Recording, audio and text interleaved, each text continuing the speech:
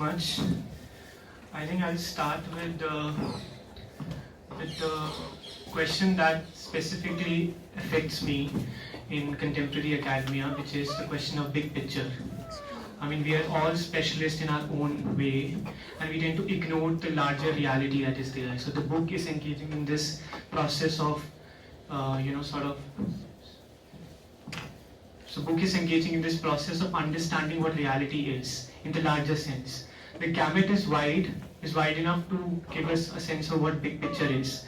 It incorporates aspects from, definitely we know, philosophy, political economy. I mean, people haven't spoken on this aspect that the author is engaging with the question of economy there. He's engaging with the question of capital there, maybe in his last and middle chapters.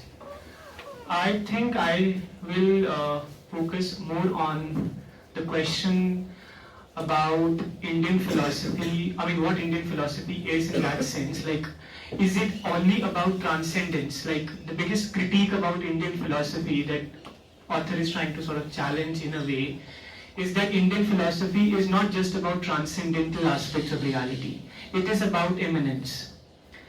And in that, he is being, supported recently by, I would like to quote Kaviraj again. I mean, Kaviraj is quoted many times, but I think it's worth quoting. In his recent article, which is about In Search of Paradise, where he's trying to argue that, Vaishnav tradition, I mean, he's using a song sung by Pandit Jasraj, which is Ka Karu Vaikunt Mein Jaye, Jahan Nahi Gopi, Jahan Nahi Gwal, Jahan Nahi Jal Jamuna.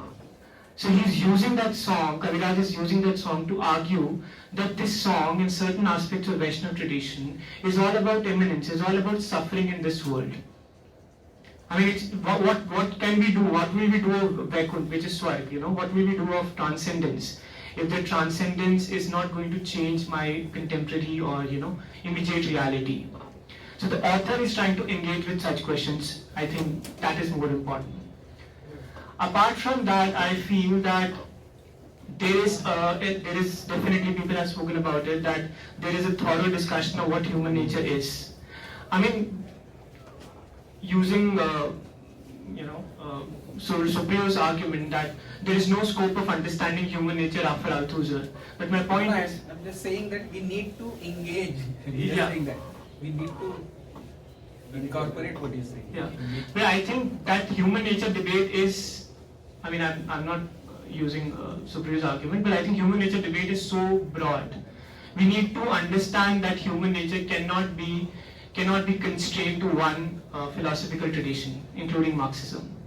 I mean, an author is doing that when he's using maybe thinkers like psychologists, contemporary psychologists like I'm forgetting the name. Carl Jung, no, the other, the contemporary one. So. No, the one who has written this. Thinking Fast and Thinking Slow. Daniel Kahneman. So, I mean, the author has used such thinkers, such psychologists, to argue that one needs to go beyond the contemporary or the conventional understanding of social sciences, where we tend to look into just, traditional thinkers. Like, we need to just go into the corpus of what Gandhians have said, what Marxists have said, what Ambedkarites have said. Why can't we make our corpus of social science much broader? Why? I mean, the author is engaging with philosophy of science and psychology and that aspect, and I firmly believe that social science needs to be opened up. And this is not a recent argument. I mean, American Political Science Association in 1930s, when quantum mechanics was discovered, they had said that time that we need to take quantum mechanics seriously, because quantum mechanics is telling us something really insightful about reality. But our social science, which author is trying to argue, that our social science is stuck in the Newtonian or, preferably Einsteinian understanding of physics and reality. So I'm not trying to argue that social science should be reduced to the ontology of science, but there should be a dialogue between what physical ontology is and what social ontology is. How much of time, I mean, we can't be ignorant of what is going in the, I mean, if, for instance, when physicists are saying that space and time are doomed, and we are focusing all the, I mean, I'm not saying we should not focus on historical conception of time or social conception of time, but there should be some engagement between what the reality or ontology that sciences are telling us and what is coming from the social science background. There should be engagement, there should be dialogue. And author is doing that. Author is just not trying to engage in dialogue between different traditions within social science. We're trying to sort of delve into some kind of dialogue between social and natural sciences, which is the unique aspect. Apart from that, coming to the question of religion, I mean, and that's the most important, one of the most important aspects of the book. I think religion is something which we've been discussing, I mean, the group that we have been discussing about religion a lot, and we believe that religion, like sexuality, is part of our being.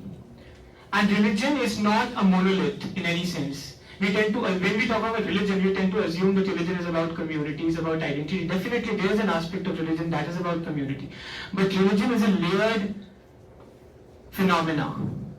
It has ontological layers to it, which means that religion is also about psychological dispositions. Religion also incorporates ontic components, which are basically spiritual components. It also, gives us an imagination to fathom reality which sciences might not be able to give us. So religion is a complex phenomena with layers to it, and author is delving into that.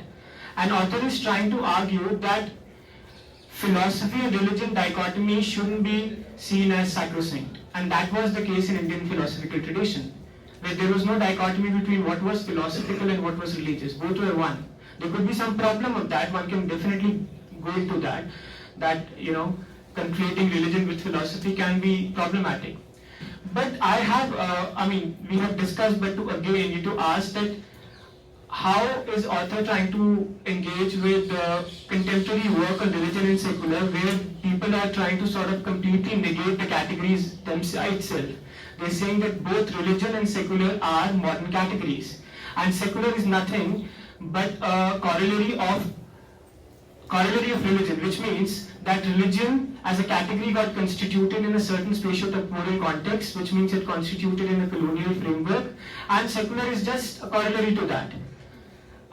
This is my question, that how does he see this debate of politics of religion making?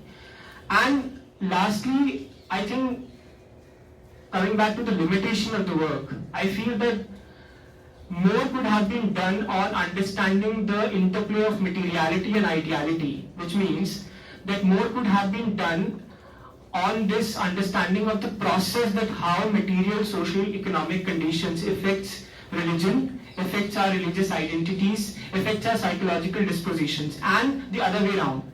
So I'm not arguing for a reductionist or a deterministic argument here, which means that only the material condition, the neoliberalism is there, so that's why you're becoming more religious. No, something is more going on, as Chetna also asked.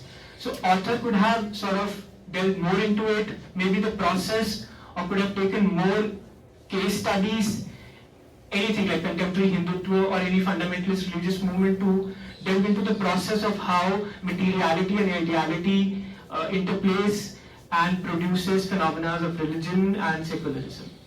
So these are my main questions and arguments. Thank you so much.